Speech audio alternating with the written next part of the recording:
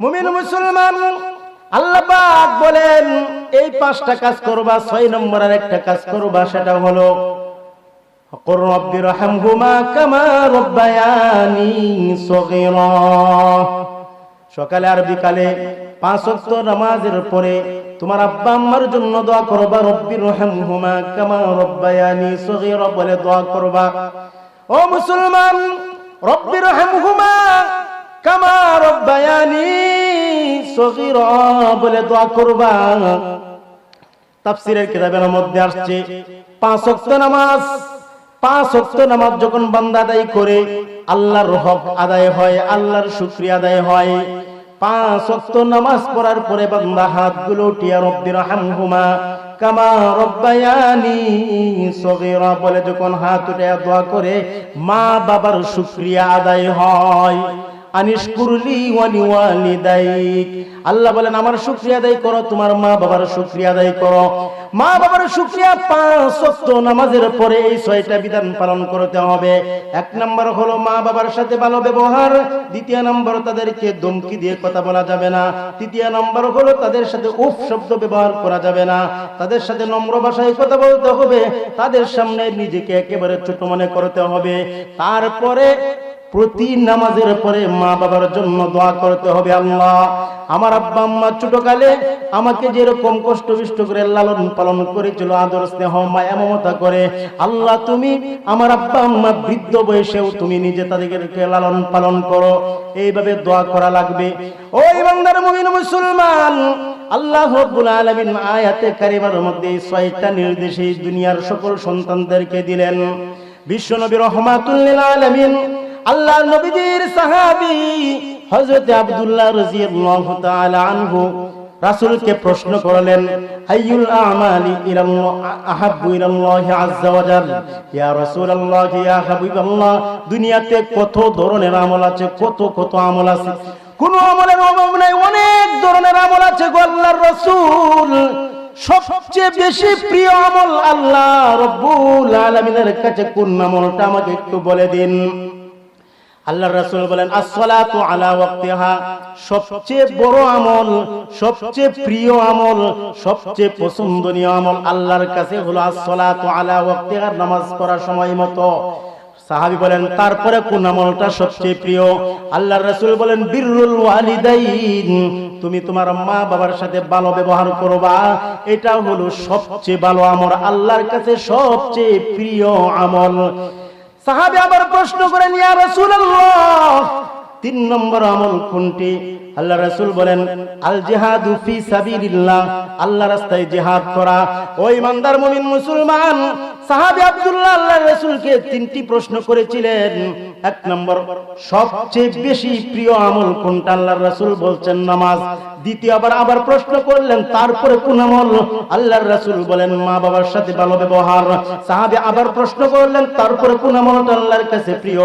আল্লাহর রাসূল বলেন, আল জিহাদু ফি সাবিলিল্লাহ, আল্লাহর রাস্তায় জিহাদ করা সবচেয়ে উত্তম আমল।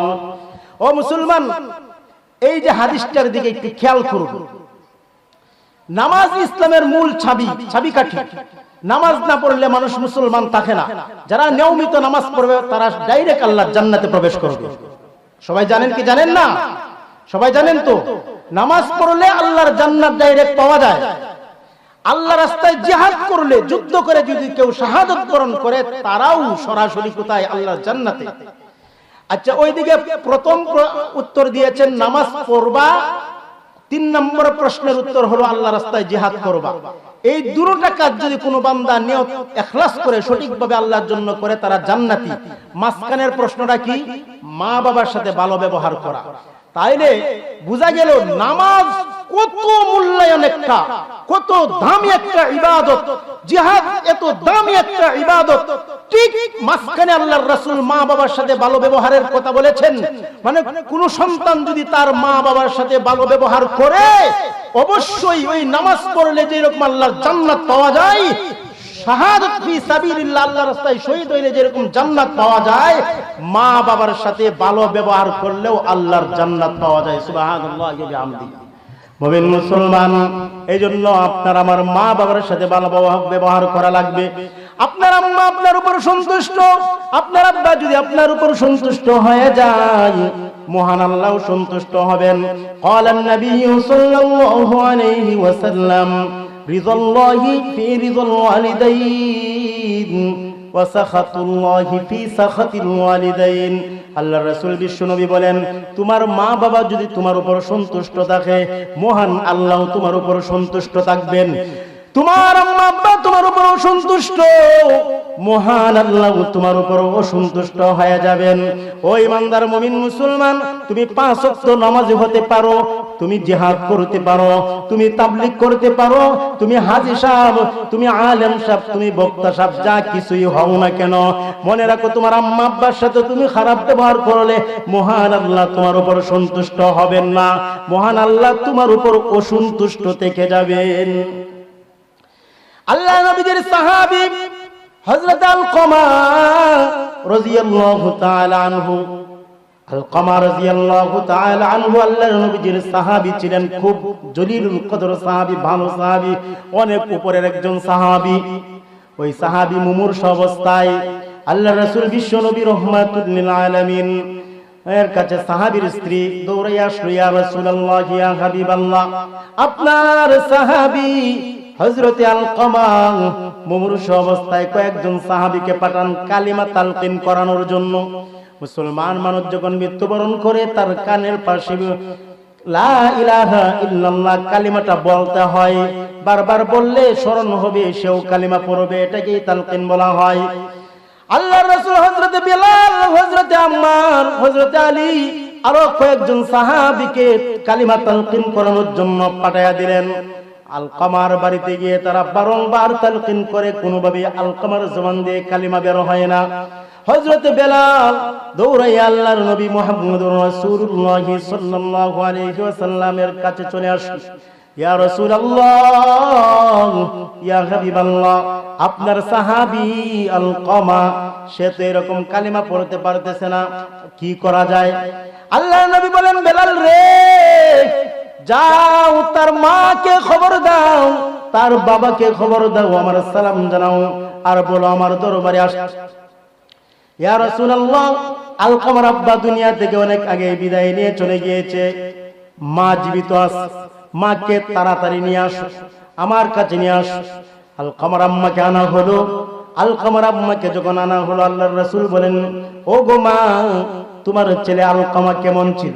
আল্লাহর রাসূলকে মা বলে, আমার ছেলের মতো ভালো ছেলে আর কেউ নাই, আমার ছেলে প্রতিদিন 5 ওয়াক্ত নামাজ মসজিদে গিয়ে পড়ে, তাহাজ্জুদের নামাজ পড়ে, আমার ছেলে সব নেক কাজগুলো করে, তাসবিহ তাহলিল কোনো কিছুর অভাব নাই, সবগুলোই করে। মা বাবার সাথে ভালো ব্যবহার করবে, এটা বড় ইবাদত, বড় ইবাদত। আমরা তো স্বাভাবিক মনে করি, মা বাবাকে সাথে যেমন মন চাই তেমন গালিগুলোস মা বাপকে, তাদেরকে খবরসাজি দেওয়া হয় না, তাদের সাথে রাবিশ ব্যবহার করা হয়, আলাদা আলাদা তাদেরকে বের করে দেওয়া হয়, অন্য বাড়িতে রাখা হয়। হ্যাঁ, মা বাবার কোনো খোঁজ খবরই নেওয়া হয় না। আল্লাহর কসম, আল্লাহর কসম, তোমার মার সাথে যদি তুমি এরকম খারাপ ব্যবহার করো, তোমার বাবার সাথে তুমি খারাপ ব্যবহার করো, তাদেরকে আলাদা পৃথক করে দাও, উড়িয়া হিসাব দুইরা বইছে তোমার স্ত্রী, স্ত্রীর কথাই তুমি চলো, আর জনম দুঃখিনী মা, যার কারণে তুমি আজকে বড় হয়লা, তাকেই দূরে সরাইয়া স্ত্রীকে আপন করে নাও। তোমার কপাল নষ্ট, তোমার কপালের মধ্যে লিখা রাখো, তোমার কপালে এই জগতেও যেরকম শান্তি হবে না, পর জগতেও তোমার শান্তি হবে না, কোনোভাবেই শান্তি হবে না। মুসলমান ঠিক কইলেও ঠিক, না কইলেও ঠিক, আমি কোরআন হাদিস থেকেই বলছি, এটা ঠিকই। মুসলমান খুব সতর্ক।